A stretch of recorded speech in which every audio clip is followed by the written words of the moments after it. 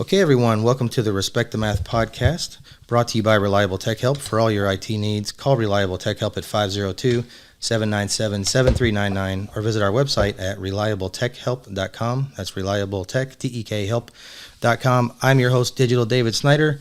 Here at the Respect the Math podcast, we talk about everything from technology to business to science, popular culture, and more. Basically, the things that I'm interested in because I'm kind of selfish that way.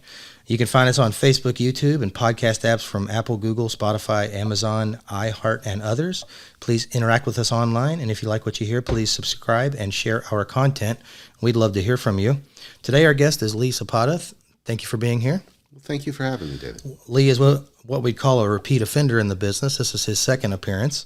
And it's interesting, Lee and I were talking recently, and I had just been kicking around the idea of having kind of a recurring guest co-host come back. And Lee is full of information, always interesting to talk to. And he mentioned the idea to me, I think a couple of days after I started thinking about it. So it was kind of serendipitous that Lee mentioned he'd like to come on. And so this will be kind of a unique version of the show today. We're just going to kind of have a free-flowing discussion. There's not a real strict agenda or a timeline or anything. We'll try to go our normal hour-ish. That might end up being a little longer because he and I both like to talk. And so let's get going. You ready? Yeah, let's do it. Cool. Welcome back. And the first thing I wanted to talk about was the James Webb Space Telescope. Okay. A little background on Lee. A little background on Lee is that he has multiple degrees in jet propulsion, aeronautical engineering, and did I cover those? Aeronautical engineer, and I did major in jet and rocket propulsion. There we go. So, and I was surprised when Lee told me he didn't know much about the James Webb Space Telescope. So everybody's familiar with the Hubble. Yes. The James Webb Space Telescope is the successor to the Hubble. And the main difference about the James Webb Space Telescope, there were a few things about the Hubble that needed to be kind of refined in the next iteration of it. One of them was it's too close to Earth, so it gets a lot of interference from things like solar flares and radio signals and things like that. So one of the first things they decided with the James Webb Space Telescope is they had to push it a lot further away from Earth than the Hubble orbits. And so they did that, and successfully. It's quite an engineering marvel. The downside of that is, whereas Hubble required maintenance and upgrades over time, we can get to that. We're not getting to the James Webb Space Telescope. So it was literally a one-and-done thing. We don't have the technology to get out as far as the James Webb Space Telescope is to service or upgrade it. So it was really a high-stakes, I think it ended up being $10 billion over 18 years of developing this thing, and you get one shot. And there were all these various aspects of it that had to unfold over like a 6-week period. They had to launch it. They had to get it, have it travel to its ultimate destination where it was going to stay and make observations. Then they had to do this complicated multi-day unfolding of the mirror array itself, which has a honeycomb design, which as an engineer, I think you would find interesting. Also, that there was also a big shield that was supposed to be unfolded over a couple of days too, to shield it from any type of interference from our sun. So it was really interesting. Some of the other things that were more interesting about it, to look further back in time, right, which is also looking further back in space. Space and time are one entity, space-time. You can use space as a measurement of time and time as a measurement of space. You had to have some sensitivity to the infrared spectrum of the electromagnetic radiation spectrum. And you venture a guess as to why? Please tell me. Edwin Hubble taught us a long time ago through his observations that the universe is expanding, and not only expanding, but expanding at an expanding rate. And so once you reach a certain threshold back in time or out in space, you have to have an instrument that has infrared sensitivity, because the literal expansion of the universe as it's happening stretches the wavelength of the photons traveling through space as they do into the infrared side of the spectrum. Isn't that fascinating? We literally have proof by virtue of the fact that when we want to see further back in time or space than we've been able to before, we have to look for the infrared part of the visible, or not, it's not visible, the electromagnetic spectrum.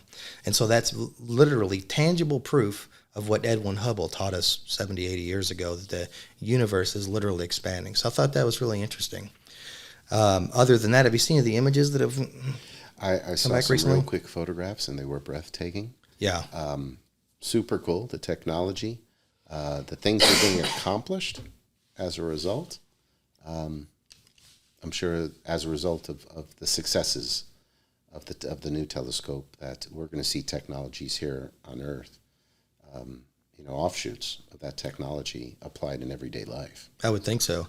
Yeah, you have that constant kind of dialectical process of paradigm shift with your geniuses like Einstein and so forth and Newton, and then the engineers and the applied people and the experimentalists go and take that paradigm shift and really start to apply it to roll out new technologies and new methods and new ideas and all that. So I think that's a great point you made. We're really going to see some interesting science done from this, I would assume, for decades, not just to mention the actual observations it makes and sends back to us. One thing I thought was interesting about it too, it has a hard drive in it that I think is only like 80 gigs. And we have smartphones now with 1,000 gig storage capacities on them, 1 terabyte. And I read an article about that, and they said the reason's pretty simple. The hard drive is particularly sensitive to changes in temperature. And when you're out that far away, the slightest interference from this or that solar activity or whatever it might be can really affect the hard drive. So they wanted a low complexity, basic hard drive that would just stand the test of time. And so the observations are being made. The camera is digitizing the information, sending it to the hard drive, and it just immediately starts the process of beaming it back to space, back to Earth through electromagnetic communication. So I thought that was interesting. We're all carrying around in our pockets a device that, in some ways, more sophisticated than arguably the most sophisticated scientific instrument we've ever made. So I thought that was another interesting fact about it too. And then the images you see, there's a little bit of, what do they call it? A little bit of doctoring going on there. The beautiful images that we see, the pillars of the creation, the spiral galaxies and all that stuff, that's not exactly what the instruments are seeing. It's what's called a composite image, and they'll take a picture of certain ultraviolet aspects of what they're seeing, and then the infrared, and then other things. And then they'll color code them using advanced software and stuff, composite them into one image, and then we get the end result that's always beautiful and aesthetically pleasing. It doesn't exactly look like that, so there's a little bit of Hollywood going on there too, which I think is worth mentioning. But at the end of the day, it's just a constant reminder of the perspective that we all should have of how ultimately insignificant we are as individuals. Our planet is not unique. There's some really interesting numbers out there that the current estimates are that our galaxy, the Milky Way galaxy, has, I think, around 10 billion stars like our sun. And each star has an estimated 10 million, not 10 million, each galaxy has an estimated 10 million Earth-like planets in it. And that's just one galaxy. And the iconic picture that came back from the James Webb Space Telescope is the equivalent of taking a grain of sand and looking at a certain point in the sky at night and applying that grain of sand. And behind that grain of sand, the James Webb Space Telescope caught over 1,000 individual points of light, which all represent galaxies and stars themselves. And that's one grain of sand worth of the night sky. I think that kind of puts things into perspective too, So I've been talking a lot. You have anything to comment on that, or? You pretty much covered it all. Yeah. I could tell from the enthusiasm that this is something you actually really have a huge passion for. I think it's great. I mean, the most outside of the world of ethics, I just don't have a lot of room for religion in my life. I think religion does a lot of good work on the planet and gave me a good value system and a good ethical grounding, and I appreciate that. But for me personally, I've just gained so much perspective and so much knowledge and so much inspiration from what's come out of science, particularly physics and cosmology and astronomy. And we are ultimately nothing, not only in terms of our physical beings, in terms of what we are as a percentage of the total atoms that make up the whole universe. And our sun is not remarkable, our planet is not remarkable, or even our solar system and our galaxy is just one of tens or hundreds of billions like it, right?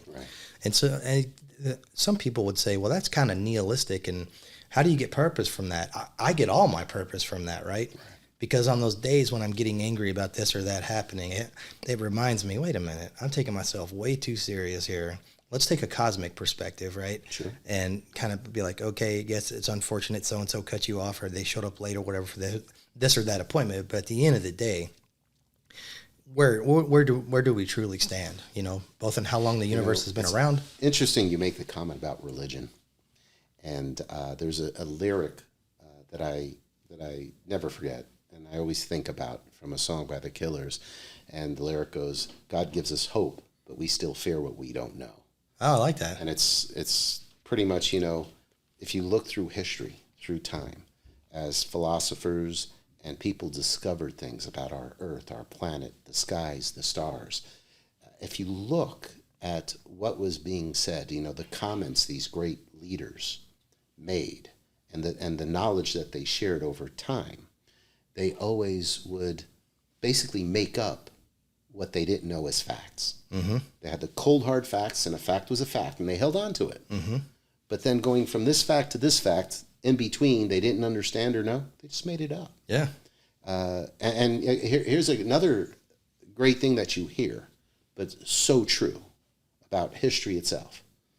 Well, if you look at history, at least the stuff we read in books, the winners of history were the ones who wrote history. Yeah. So history itself has got a slant, right? And the slant is going to be provided by the people who wrote the history, which were the winners. Yeah.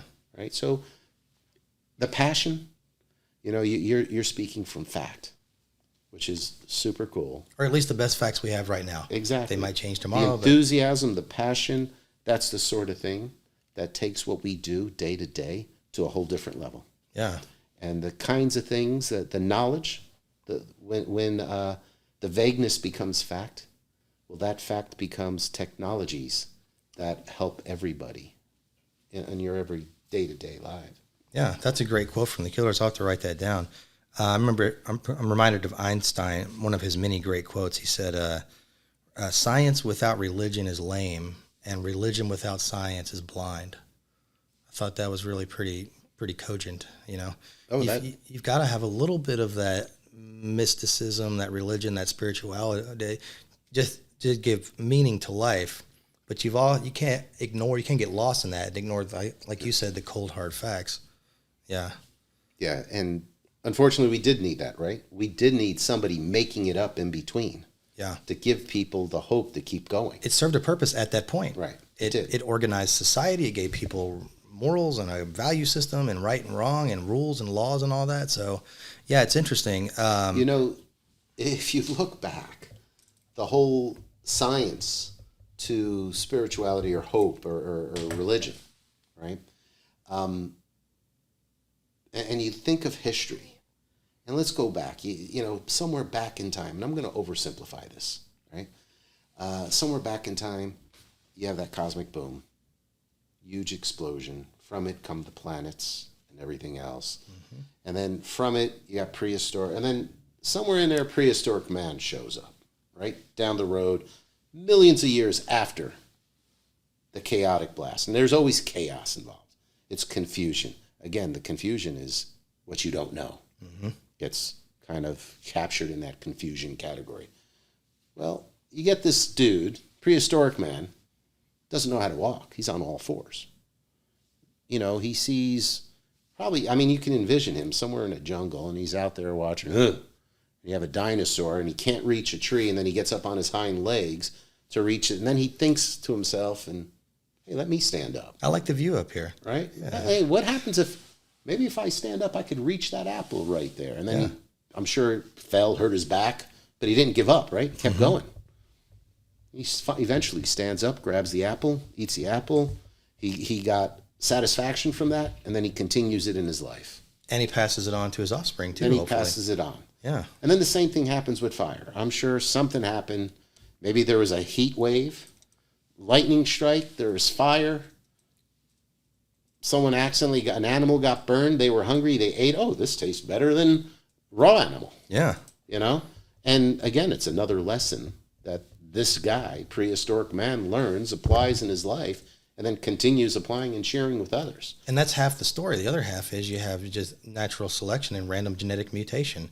It might not have been a conscious thought that Neanderthal or whatever had. It could have just been that particular being's genetics shook out to where he was more inclined to stand up, or just from a random standpoint. You know what I'm saying? That's a big part of it. It worked, right? It works. And It worked. he survived long enough to procreate and then hopefully pass that down through genetics and through education. And then you have modern day. I mean, So now fast forward, right? That's how a guy stands up from that, as you point. You start to walk. Mm-hmm. He's teaching others, right? Let's fast forward a few thousand years later, right? 50, 100,000 years later. You got a guy who's saying, hey, the world is round. I could sail around, but everyone's telling him, no, don't do it. Right? And he had some facts, right? He said, well, why is the horizon kind of round? It's not really flat. Yeah. And he put some facts together. He said, I think I can do it. I'm going to do it. Mm-hmm. He went out there. Guess what? He didn't fall off the edge of the earth. Yeah. Right? He's still on the planet. And from that, other guys started, right? One guy went around Africa, Cape of Good Hope. Yeah. You had another guy, 1492, Columbus sailed the mighty blue. Yeah. You had another guy go the other direction. Eventually, people start venturing out, and guess what? They learned more. They learned some facts. They learned about other cultures, and things just continue to prosper. Yeah. But from every learning, it gets reapplied and takes everyone to a whole different level. Chasing that next horizon. Yeah. You mentioned a song earlier. I'm a Jack Johnson fan, and he said, the horizon has been defeated by the pirates of the new age. There's always that new quest for that next horizon, whether it be like Columbus sailing across to America, or Elon Musk trying to get us to Mars, or whatever it might be.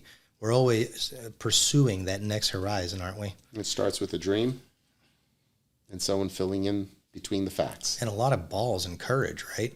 I mean, Christopher Columbus had to be a very courageous person, right? Because not only did he face the prospects of possibly falling off the earth, he was also criticized, and the Catholic Church and the church in general didn't have a lot of room for something like that, right? No, the idea that their dogma is not the ultimate truth, right? And so they eventually, to their credit, made room for that once it was blatantly, clear that he was right and they were wrong. But it's interesting. You mentioned the winners writing history. It reminded me of the fact that prior to the New International Version, which is kind of the standard now, the NIV of the Bible, the Christian Bible, it used to be called the King James Bible. Right. I think that's pretty interesting. There's got to be a connection there, right? When he and his people, transcribed or whatever the Bible prior to that, I'm sure they threw a little bit of their own political and cultural ideas in there, and their own beliefs to serve their own needs. Brian Greene, brilliant physicist, known for kind of being the physicist to the common man. He's done several PBS specials and takes all these complex, complicated physics and mathematical ideas and brings them to the people in a way that's relatable and understandable. One of my heroes, he said, I think it's remarkable that these multiple collections of atoms, pretty much you and me, human beings, develop to the point where we can start asking questions about the universe. And not only did we ask those questions, we answered them with ever-increasing precision and mathematical ideas and concepts. The universe is arguably understandable philosophically, but it's you can apply that understanding and manipulate the universe to your advantage through laws, primarily math. And I think that's fascinating. The fact that the universe even has these underlying laws that we can understand and refine and improve over time to make life better and our understanding better. That's quite striking, and again, giving you that kind of perspective on things. I think Carl Sagan once said, human beings were the universe's way to kind of observe itself, Well, we have that conscious thought. Well, and we're also And made... we could push back. And we're stardust. A lot of people don't know that. Every element that makes up your body right now was formed through fusion in a star. A lot of folks don't know that. Hydrogen, helium, on down the periodic table of elements. That the only place that has the power enough to fuse those elements into heavier and heavier elements is a star, the core of a star. It's the original fusion reactor if you are into nuclear power. So I thought that was a pretty interesting thing to talk about too. So any other comments on where we are with science and physics and math, engineering? We can discuss it forever. Yeah, we could. It just doesn't stop. Yeah.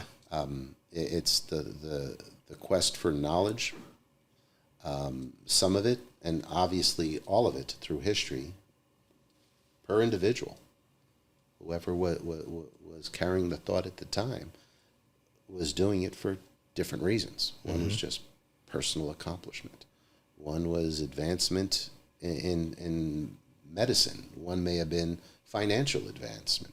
One just the thrill of discovery.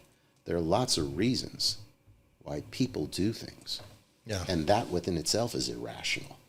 Because in rationality, you think there's wrong and right. And you're either wrong or you're right. You can't be 50% right. But in reality, in our lives, everyday lives, you have shades of gray, right?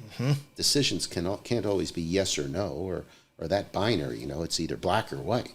No, you can't have that shade. That's too dark. It's got to be white.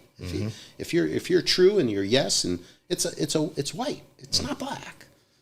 But in reality, what we do every day, when we work together and we try and come to a form of consensus or try and work something out between us. Collaboration. And collaborate. People are trying to, you got to seek win-win.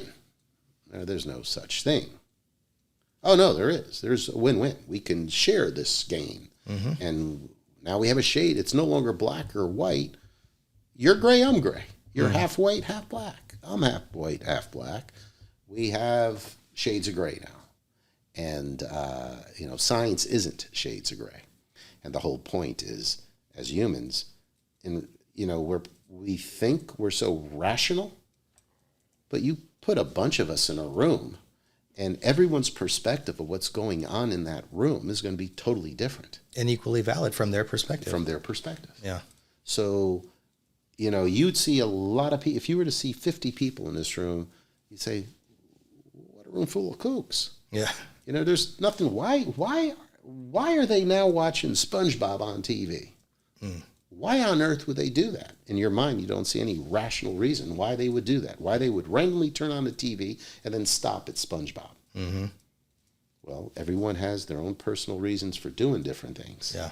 And it's interesting how religion has kind of created people to think certain ways, right? Through history, the Crusades. Now think about the Crusades, right? All for Christianity. Conquering and slaughtering and exactly stealing and robbing and invading. And what made it okay to go plunder and then bring it back? Oh, and by the way, those who plundered, to the victors go the spoils. And who wrote the history? The people in charge. So who they slaughtered were... They had it coming. They didn't believe in my God. They were cannibals. They were animals. That's right. Okay, who's making that judgment call? You see, it depends on whose perspective you're looking at this thing. But, I mean, what's right, what's wrong? And then you get into the binary thing, the whole thought process around rationality. And who is going to be the benchmark for rational decision, right? You take it to math. Well, 1 + 1 is always going to be 2. Always going to be 2. 2 + 1 is always going to be 3, right? There's an answer, and there's a right answer and a wrong answer, right? But now there's rationality there. So like the point is, math is probably the only rational thing that has a finite answer to, but everything else we do, there is no rationality to. And thank God the universe apparently is encoded in mathematics. And we can access it. Well, we have encoded it. Okay, fair enough. We have taken it to that point. Okay. Using laws of science that apply, that are applicable. So far. Better than anything else. It's practical. Better than what we know. Right. Based on what we know, we can do that. Yeah, I thought of a few things while you were talking. John Nash, you've seen Beautiful Mind, the movie? Yep.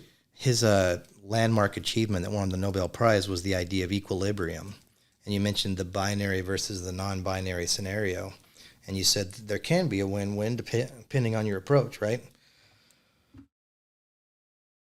Well, to oversimplify John Nash's equilibrium idea, the whole point was instead of acting in a strictly competitive environment with your so-called competitors, you can collaborate with them, those folks, and find the best solution to deliver the most good to the most people involved. Was John Nash the one that came up with zero sum game? I don't know if he came up with that term, but that definitely comes out of it. And the argument is it a zero-sum game where there's so much success to be had and everybody who participates in the game diminishes the average amount of success?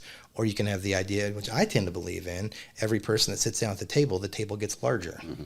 So, 40 years ago, I had this phenomenal professor. He was my calculus teacher. He was also my physics teacher. And those two go hand in hand. I was struggling with a particular concept. And then I think we were getting into the chaotic theory or chaos theory. And he goes, Lee, it's real easy. You can't win, you can't lose, and you can't get out of the game. So accept that. Okay. And the funny thing was, it was obvious that he was extremely passionate about this. It was pretty obvious to the rest of the room, and it didn't matter an iota to me. I was 18. What did I care? What I was trying to do was get through this class. He was on record, the toughest teacher in the whole school. And, people felt sorry for those who had to walk into that room. But he was the best teacher I've ever had. When it came to science, he was the best. And he may have oversimplified it, but he said the way he said it and the way he reacted and the passion that he said it with. Mm-hmm. You can't win, you can't lose, and you can't get out of the game. Just remember it that way. And sure enough, here I am today, 40 years later, and I'll never forget. Still applying that lesson? And there are things that happen in my everyday life, and in the back of my head, little Lee is sitting in the back of the head saying, Lee, don't forget. Can't win. You're not going to win this. Can't win. You can't lose. Oh, and by the way, you can't walk away from it either. An unwitting participant in the game. We've got to participate. Yeah. So let's make the best of it. Yeah. And I did go back and speak to him over and over. Because I did get a whole different level of respect for the gentleman. And we talked about it. And then things went a lot better between the two of us. Yeah. After that discussion. Because he realized that at that point, he had me. Mm-hmm. That I was listening. And that I was trying to learn and better understand what I didn't understand. And that's the ultimate payoff for the professional consummate teacher, right? To make that connection, to see that light bulb go off in the student's mind. That's why they get up and do what they do every day. Yeah. When they see that light bulb, they will literally, they stop tensing up. Yeah. Right? Because, come on, they can't, it's very difficult for someone to walk into that environment every day and be enthused and enthusiastic and ready to conquer the world when they get the resistance. But once they see that light bulb go off, they kind of relax and say, okay, the kid gets it, or I've got an opportunity here to help him get it. Mm-hmm. It just it allows things to get to the next level. Yeah, I think we've all had those moments in our lives where someone, a teacher or an advisor or a mentor got through to us, and it's amazing how we can carry those lessons forward, for the rest of our lives and apply those to our lives. We mentioned religion earlier. Are you familiar with the Carlin routine on religion in general?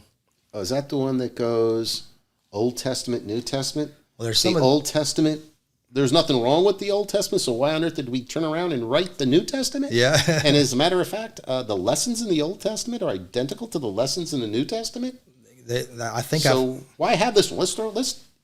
I think.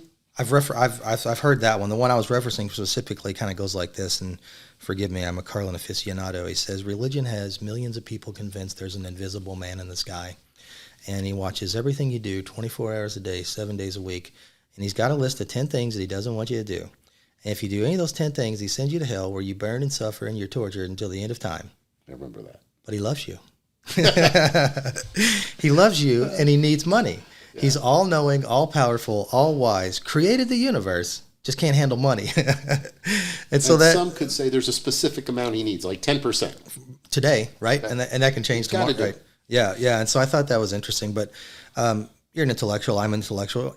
As much as I crap on religion, I try to see both sides. And at the end of the day, particularly the modern mainstream Christian in our country goes to church on Sunday and they're told a couple of things, right? Forgive people who harm you, love your neighbor, do something kind for somebody, have compassion and forgiveness and kindness in your heart.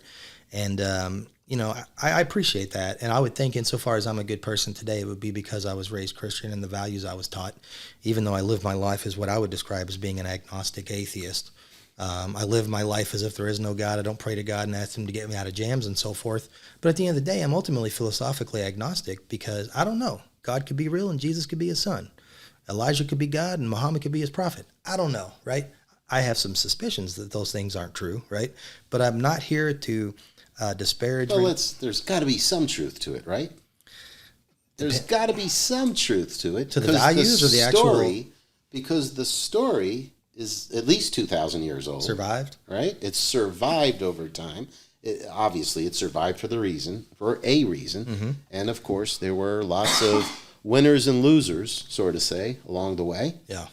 But there's some basic facts that not only have made it through in one religion, but in some cases, they're supported in other religions. Like an underlying value system, so to speak? Or even certain prophets or individuals that were called out in one religion, they're also called out in another religion. Mm-hmm. They're not, because it's a different religion, they're not at the same level. The same title, position. They're not saints or positions or, you see what I mean? But they're referenced. Yeah. So you gotta consider that there's got to be some truth to it, because certain facts have made it through time, even if you're looking at it from different perspectives. That's a great point. So, I was just thinking maybe just the value system and the way of life, living a clean life, being kind to others, establishing integrity and dignity and self-respect and that kind of stuff, and accountability. I thought I kind of attributed its survival to those things as being practical skills anybody can benefit from, whether you believe in the whole system, part and parcel of God sending his son to die on the cross and all that kind of stuff. But I hadn't thought about it that way, and I'm glad you made that point. You're arguing from a historical standpoint. There's something there, or it wouldn't have survived, right, in its current form. And to your point, you reference, I'm Catholic, and you reference 10 things that we have to do. Of course, there's a reference there to the 10 Commandments, right? Mm-hmm. And as you know, I paint for a living. And we paint churches. And over the years, I had some guys that were a little resistant going into certain churches, right? Because they were from different religions. And I've always been able to talk them off that ledge. Nice. And it's very easy. Hey, dude, this is simple. This is a house of God. Okay? It may not be your specific house, but it's still a house of God. Mm-hmm. We have faith. We all have faith. But the wonderful thing that God has given us all is the opportunity to make our own decisions. And we choose how we want to exercise our religions, mm-hmm. how we want to praise God, mm-hmm. right? We just choose to do it differently. Mm-hmm. But if you notice, you have different religions, there's usually some kind of common ground. Yeah. There's a church involved. Mm-hmm. It may be a Catholic church, a Baptist church. It may be a mosque, or synagogue, right? Or a synagogue. You have different religions. Well, that's because God gave us the ability to consciously think and make thoughts and make decisions. Mm-hmm. And as a result, we have the ability to choose how we praise God. Even in a form of creative expression, right? Yes, exactly. Yeah. So at the end of the day, a church is a church. It's a house mm-hmm. of God, and that's the way we need to look at it, right? Yeah. Just because it's I'm not going to go in there. It's a mosque. God forbid. No. That is a house of God. Mm-hmm. The people that go to the mosque have chosen to praise God that way. And you need to accept that fact. And most of those folks are being taught to love their neighbors and be kind and respect people. It's the same 10 facts, right? Yeah. Same 10 facts. A little different branding, a little bit different packaging. And if you look at their testaments and their documents and look at their history, I bet you they reference Jesus, they reference different prophets. Sure. They may call them prophets. We call them saints. They reference these events and prophets. So there's got to be truth. That's a great point. Some form of truth. At the end of the day, because of who we are and how evolution has happened, we have chosen and we've made decision how we as individuals want to praise our God. Indirectly and directly, we preserved it. Yes. And in doing so, kind of attributed a little bit of truth to it, right? That's great. I hadn't thought about it that way. Well, look at it this way. Jesus and the 12 disciples, right? You have 12 people who go out. He passes away, gets crucified. And then all 12 of them start teaching history through their own perspective. Yeah, that would be the Gospels of the New Testament, or? Well, you got to think, well, you had John the Baptist, right? Is there any correlation between the Baptist church? Oh, well said. John the Baptist? Yeah, Baptist you've got Lutherans. If you look into it, there is a correlation there. There's, it may be a thin line, but it's there. Well, think about it. You had 12 guys that went out and start teaching the faith, but obviously the 12 people had 12 different perspectives of what happened. Interesting. And those perspectives over time got interpreted and rewritten. And refined. And refined. Yeah. And again, what they didn't know, someone had to make up. Yeah. So. I love that. That's such an eloquent take on that I haven't heard before. I think it reinforces the idea that an intellectual like yourself, and hopefully I would be described as an intellectual too, would believe in, regardless of how certain you feel about something one way or the other, good or bad, right or wrong, whatever, it's always a meaningful and a worthwhile endeavor to try to see the other side, right? And it doesn't mean you have to compromise your most heartfelt beliefs and your core principles and all that, but it just makes you a more well-rounded human being. At the end of the day, if you're a curious person and a thinker, you're always looking for that next fresh perspective, right? That thing that an angle you haven't pursued a particular topic from. You might have pursued it from 100 angles prior to that. But, you mentioned that light bulb going off with you and that calculus teacher. That light bulb just went off with me with what you said. So thank you for that. You're welcome. That was really interesting. I mean, when you think about it, it's kind of like I hate to say it because it's going to categorize all engineers, right? That's okay. But an engineering mindset, especially one who seeks the root cause and root cause analysis. I don't know if you're familiar with root cause analysis. Familiar, but educate us. Well, basically, you keep asking why, right? And then theoretically, when you get to the fifth or sixth why, you should be at the answer of what caused this effect. So this is kind of a doctrine of engineering? Yeah, it's a philosophy. Okay. And it's root cause analysis. And you keep asking why something happened until you get to the solution. Right? If you take that into what has happened through history, if you keep asking why, right, knowing the history, understanding and appreciating the history of how something gets from A to Z, well, when you get into that, when you get onto that path, if you know the history, you can save yourself a lot of heartache, right? Because it can fill those gaps in. It could fill those gaps in. Yeah. You don't know how. Say you have a problem in your home, right? And you call me. Hey, Lee, buddy, I got a problem. My walls look horrible. I got this spot on my basement ceiling. Would you come over here and fix it? By the way, I'm asking for a friend. It's not me personally. Okay. Just kidding. Well, you see the spot, right? But the symptom, which is the spot, is what's bugging you. And that's what triggered you to make the call. So you call someone to fix it. So if I get here and blindly start painting, I could make the spot go away. Temporarily, yeah. Right? Yeah. But if the root cause of the spot isn't addressed, it's going to come back, right? Let's just take this to the next level. Let's make some assumptions. Let's assume that I come in, I paint this ceiling, I took care of the spot, you're a happy man, right?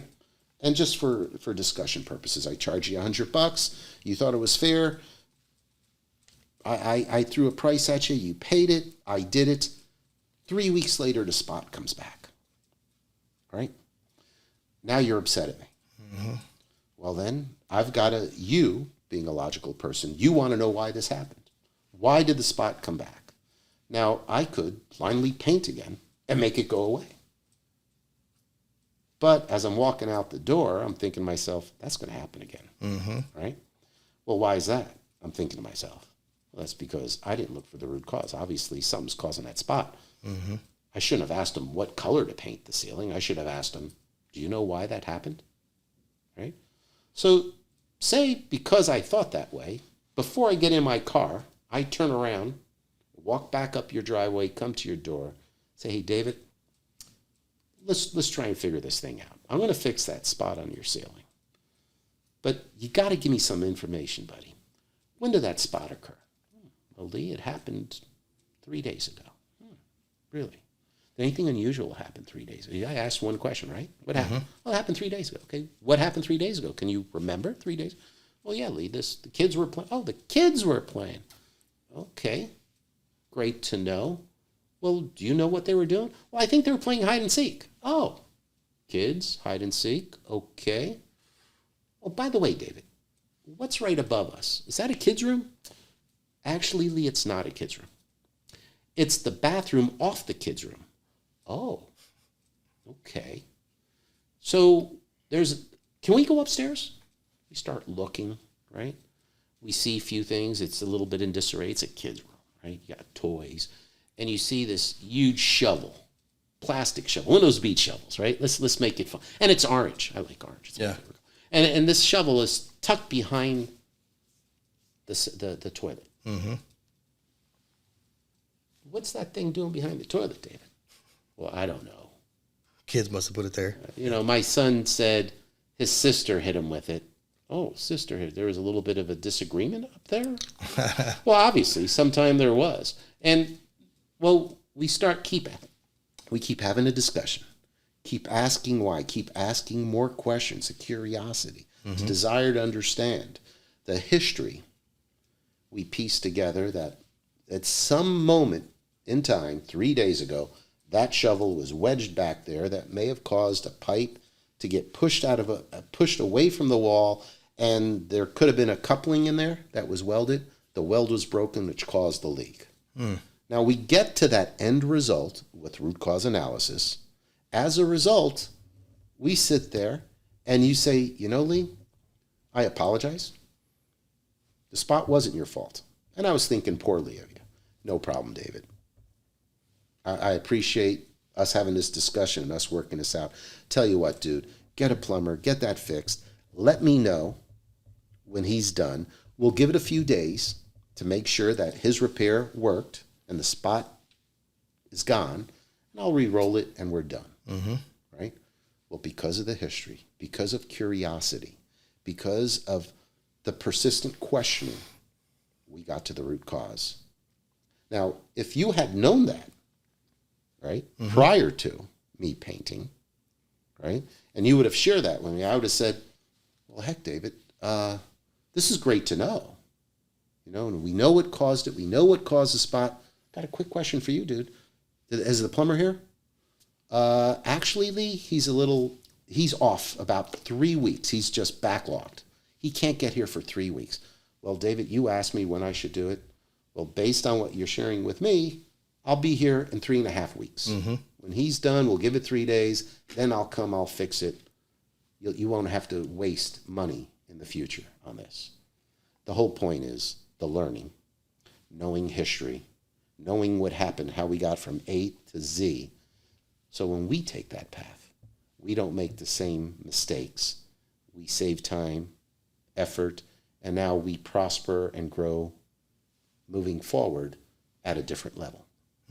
Right? Yeah. So that's well said. That's a very logical and succinct and a very engineering way to explain something. So thank you for that. You mentioned treating the symptom as opposed to the underlying cause. Reminds me of the metaphor of if you have a tire that keeps losing air, you could pull up to the gas station and put more air in it, and it'll stay full for a little while, right? Hey, I'm an engineer. My first car, I did that for 6 months. Yeah. And it took 6 months for me to finally get upset. Yeah. Well, basically, I got pissed off that every day Yeah. for 6 months I put air in a friggin' tire. Yeah. And then I put in the effort to change the tire. Yeah. Right? Truth of the matter is, as a young man, didn't have money, didn't want to spend the money. Yeah. But but take it to the next level. But on the other side, Lee, for 6 months, I put air in that tire. A quarter a day for 6 months, that adds up, right? It did. Yeah. It did. Yeah, I remember that. You can put air in a tire that has a hole in it, and you'll buy yourself some time, but you're not treating the problem. Just remedying the symptom in the moment. One thing you mentioned too that made me think of something I think about a lot. I think the wise and open-minded person, if sufficiently motivated, sufficiently careful, and sufficiently disciplined, can kind of maneuver. Please throw the word patient in there. Oh, patience, great. That's a great one. It requires a tremendous amount of patience. Absolutely. I think that person, if those various factors are honed and are being maximized, so to speak, can kind of maneuver in and out of any situation. And the reason I mention this is you mentioned having your staff go and paint, churches that are different denominations or different religions altogether. And that's what made me think of this. The wise person can kind of maneuver in and out of those different situations and isolate the things that they can learn from that person or that situation, and kind of just not get distracted by they worship Jesus Christ, this person worships John Smith or, Buddha or Allah or whatever it might be, right? And that kind of reminded me of that. I think I've always been kind of that person that can be in any type of situation, regardless of how contrary it might be to my personal beliefs or my political opinions or my values and all that. And I can just kind of just push that stuff to the side to say, what can I learn from this person or this situation? And I just see so many people around me on a daily basis that get tripped up on those minor little things. He's Lutheran, I'm Baptist. She's Catholic, I'm evangelical, or whatever it might be. And I just see them getting hung up on that. And it's sad to watch that. Can you comment on that? Being able to kind of push those surface things away and kind of get to what you can benefit from and learn from each situation and each person? Well, it's,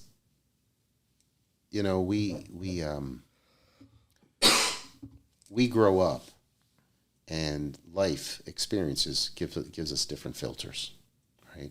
And we spend an entire lifetime viewing our day-to-day from our own sets of filters.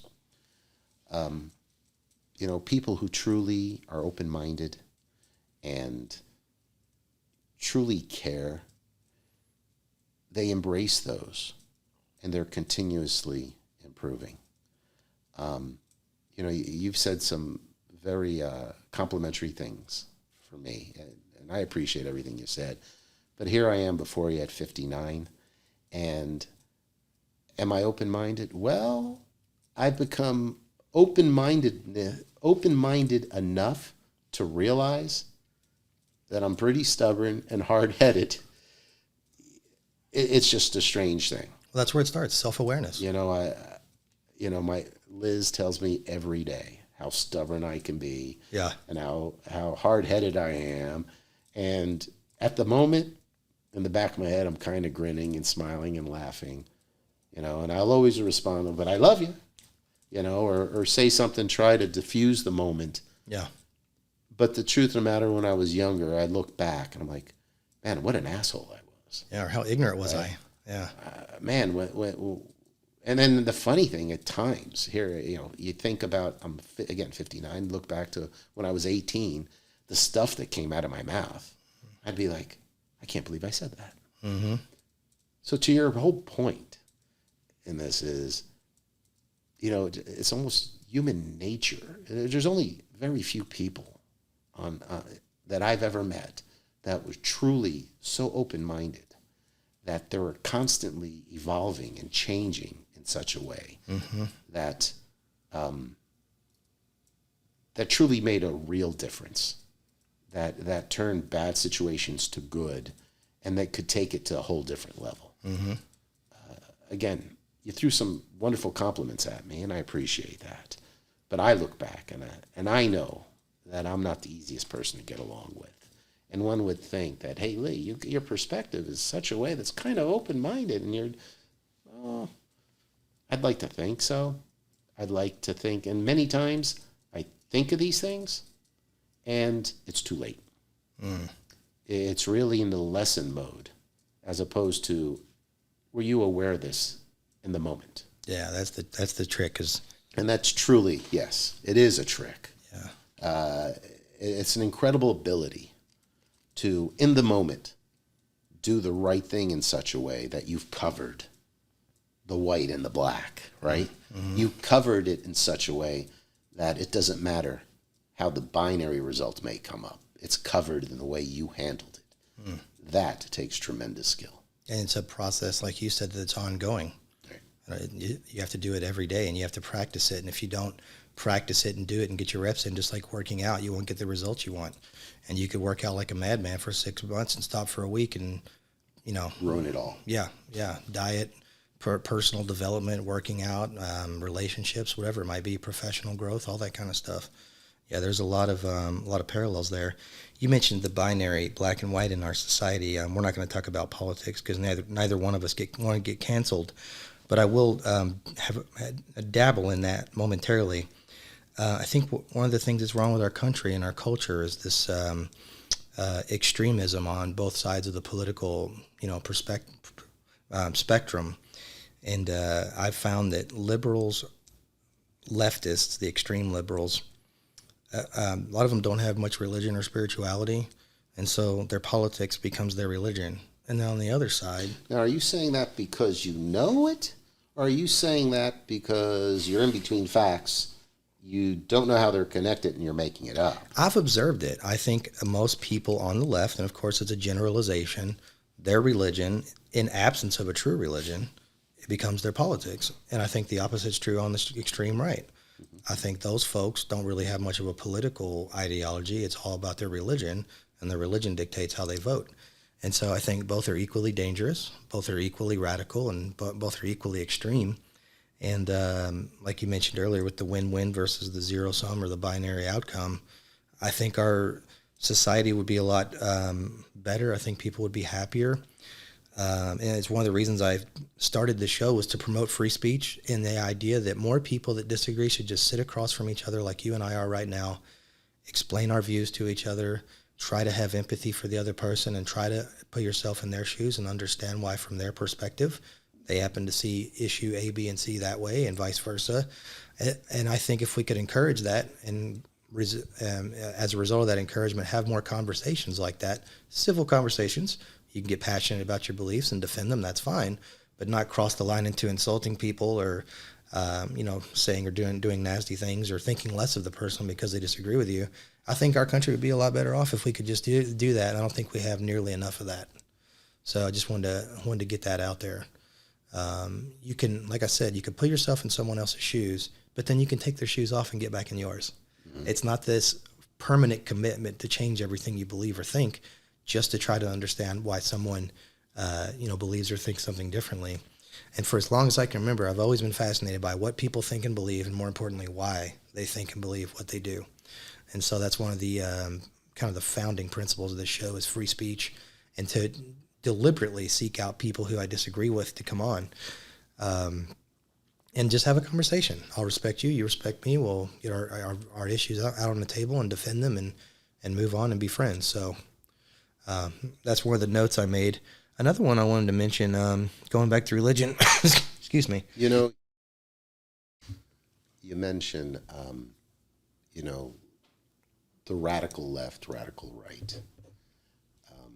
You mentioned a couple of other things, but you also need to consider socioeconomic impact. I say that, social economic impact, and right to mind, here comes another song lyric. Yeah. Poor man wants to be rich, a rich man wants to be king. Yeah. And a king is not satisfied till he's had everything. Okay. Who's that, Bob Dylan? Was it Bruce? Oh, Bruce Springsteen? The boss? And if you think about it, right, well, what are we going through today? It's, in a way, the haves versus the have-nots, right? People vote. Through the democratic experiment that happened when we started 200 years ago as the United States of America, right? It was a democratic experiment, and it's lasted 200 years. And the voting process has been such that a lot of the votes, I was about to say majority of the votes. I can't say that with fact. But there are a lot of people in our country that vote based on their economic situation. Sure. And sometimes, because if you read the Declaration of Independence, right, the pursuit of happiness, right, they're very general, very feel-good, very happy. It was an experiment. Abstract ideas. And it has been an experiment. Pursuit of happiness, liberty. But it's all based on a few things, right? Electing officials, right? Making decisions, given the right to vote. So we've got a history of people making decisions. And you can't help but feel, well, it's a fact. Their social economic situation had an impact to the decision they made, which that decision over time never goes away. Because the decisions that have been made in mass, because that's what we're talking about. You know, the consequences, ongoing policy changes. Exactly. Yeah. These things need to be addressed. And sometimes it takes people to take a grander position and look at things kind of in the back seats of the auditorium, right? See the whole stage. Mm-hmm. Don't try and get the first row and just capture what's happening based on what you see from the front row. Mm-hmm. Get in the back. Get a different view of it. Get the whole picture. And then have the courage to make a decision and vote for the greater good. Yeah. Now, again, if you read the Declaration and you kind of just say them out loud and listen to the words that describe the scenario, it is all about that democratic experiment. Of by and for the people. Exactly. Yeah. Pursuit of happiness. Yeah. Inalienable rights. Given to us from God. Right? Well, here we are 200 years later, and these rights are shifting. Mm-hmm. Right? Well, one does have to argue, over time, value systems change, everything's changed. But we got here in time through a decision process that was affected by all kinds of other issues. Mm-hmm. Right? Again, a situation of knowing how we got here, understanding and appreciating the different events that happened and how they happened can be extremely important so that as we move forward, we don't make the same mistakes. Mm-hmm. Again, it takes the masses to agree and understand and appreciate the same perspectives. Yeah, I think there's some real truth there. That language that the founding fathers used is so profound, and it's enabling free rights, or human rights and freedoms and liberties. Still to this day, it's still dispensing them. Right. I don't want to make a political statement here, but I think homosexuals and LGBTQ, all those folks should have the same rights as everybody else. Absolutely. They're a human being, and we value human rights and dignity and pursuit liberty. Of happiness. There you go. Yeah, and so do you think they ever would have thought when they were writing that beautiful, beautiful language, those beautiful words, that 200 years later, gay people could get married and, women could eventually vote and all that? What's actually sadder, it took 200 years to get there. Right, but we did get there. And we're not there yet. Right. We really aren't. There's plenty of work to do. Right? Yeah. Yeah, you won't find a more patriotic person than me. I'm proud to be an American. I consider it a privilege to live here and to have all the various freedoms and liberty and opportunity that I have. But I do like to play devil's advocate. I'll mention another Carlin quote. The longer you live in this country, the more you realize America's number one product is the creation, manufacture, marketing, and distribution of bullshit. And if you want proof, here it is. The country was founded by a group of white male slave owners who told us that all men are created equal. That's what's known as being stunningly full of shit, right? Take a deeper dive. I don't think any one of those guys got a welfare check. Right. Right? They were doing good. My point is, again, I'm not knocking the welfare system or anything like that. The point is, they were, was there anyone? I can't think of any one of those. Every one of them was like literally a founding father of some kind of industry. A self-made person. An entrepreneur. Accomplished. So Yeah. what were they really pursuing? Were they pursuing to their own benefit? Or are they really thinking for the greater good? Well, and that's the question. I mean, if you think about it, they had no economic reason to write that beautiful language and empower the average person with rights and liberty and economic and personal opportunity. They arguably created a system that was against their own economic interests. And in so doing, I think that gives them some credibility and some authenticity in the fact that they already own all the access to all the money, all the resources, all the political power, all the women, all the gold, all the industry, all that stuff, right? They didn't have a built-in incentive in a purely selfish sense to do that, but they believed in something bigger. They believed in the combined output of a society that's free to pursue what it wants would be greater than forcing people to do things or making them subject to an authoritarian rule or a monarchy or something like that. So that gives you another level of appreciation for what they did. We're still benefiting from it today in ways that they couldn't possibly have imagined, you know? So, Absolutely. and I always like to end a conversation with negative things that have been said about America. There's plenty of things we've done that we're ashamed of. There's plenty of things we still need to do, and there's plenty of progress that still needs to be made. But I always end it with this statement: it's still the best place to live in the history of humanity. And I know that's a different experience if you're a black man or a black woman or an LGBTQ or some other minority that might be vulnerable or exploited. I understand that things are pretty good for me being a white male, and I don't take that for granted. You know what I'm saying? And I try to put myself in the position of other folks who don't have it as well as I do. But that being said, those people are still better off today than they were 50 years ago. And they're going to be better off 50 years ago from today than they are today. And assuming the current trend continues in that direction. So I think it's very important to end any conversation that's been critical of our country with something along those lines. I would assume you kind of feel the same way. Yeah. Yeah. Well, that's a great place to kind of wrap up our conversation. There's so many topics that I have here we didn't touch, but to keep the show palatable to the typical audience member with their attention span being short as it is already, let's go ahead and wrap things up. I typically like to transition to a segment here towards the end called 3 questions, but I've already asked you these 3 questions in a different episode, so I came up with 3 more questions. Okay.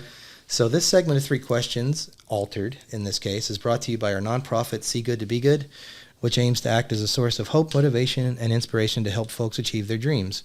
We're now accepting donations to help fund our needs-based scholarship to help send a young person to college and help them pay for their education in the arts, whether that be music, dance, traditional art, or acting, something like that. We don't think there's enough support for that out there, so we'd love to help that. If you'd like to help us in any way, please let us know. First question, what inspires you? Accomplishment. Yeah. You know, going out there and accomplishing what you couldn't get done yesterday.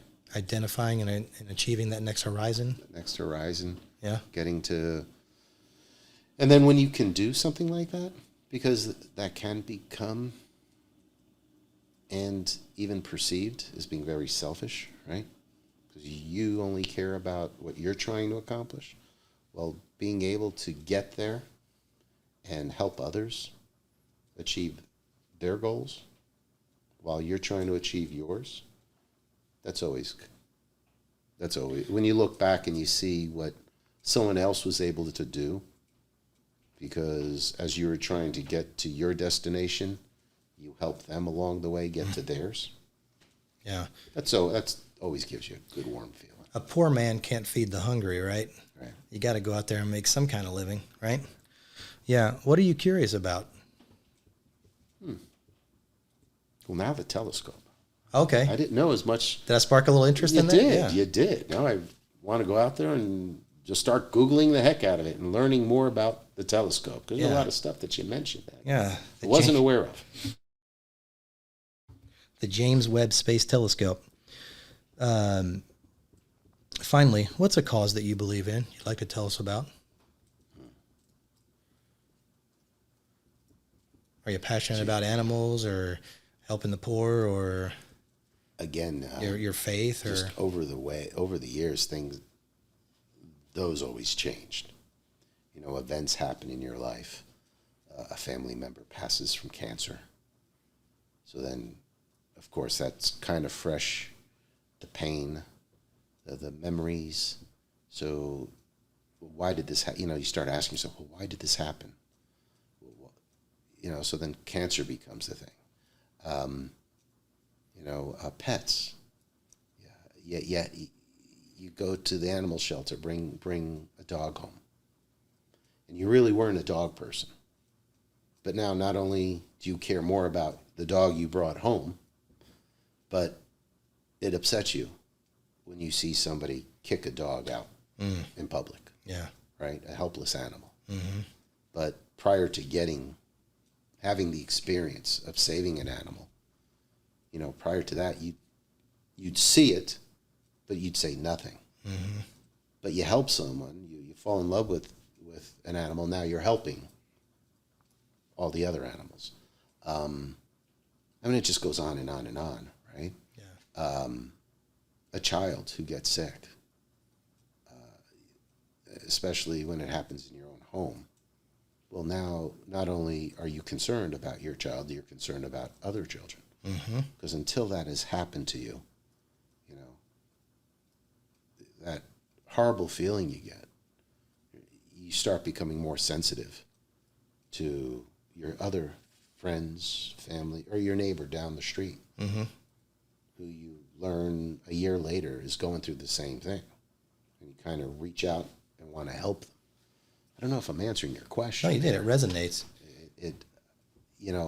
I can't help but feel that the things that happen to us in our day-to-day has an impact Sure. on the causes we choose to pursue. And that evolves and changes over time. And it's constantly changing. Yeah. Well said. Well said. I like to close with a positive quote, and this is from the great Thomas Jefferson. He said, "I'm a greater believer in luck, and I find the harder I work, the more I have of it." I thought that was pretty good. That is. I've heard that one before. That is very good. If you'd like to be a guest on our show, or you would like help creating and or distributing your own podcast content, please contact us for more information. I'd like to take a moment to thank the talented people that work behind the scenes to make this podcast happen. There's the effervescent producer, David Snyder, running audio and video. He's a cool guy, by the way. I like him. Yes. Yeah. The intrepid David Snyder, casting and scripting the show. You're kidding me. You believe it or not. And finally, the brilliant and gifted David Snyder, editing and distributing the show online. I'd like to thank those fine folks for their contributions. I know I'm a little biased, but I think they're good folks. Well said. Thank you. And thanks to our guest, Lee Sapata, for joining us again today. Hopefully you'll be back. I hope you'll kind of assume that role of sporadic guest co-host, recurring guest co-host, so to speak, over time. I've genuinely, thoroughly enjoyed our conversation, and it's given me a lot to think about, and you turn on that light bulb for me, so thank you for doing that. I'd like to thank the listeners and our sponsors for making the podcast possible and hopefully successful, and we'll see you real soon on a future episode of the Respect to Math podcast.